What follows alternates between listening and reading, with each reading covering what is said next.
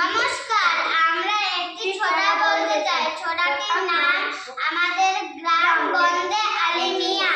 আমাদের ছোট গায়ে ছোট ছোট ঘর, থাকি সেটা সবে মিলে নাই কেহ পর।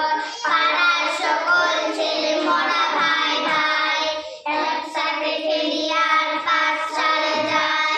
হিংসা ও মারামারি কবু না করি, পিতা মাতা গুরুজনে সদা মোরা বলি।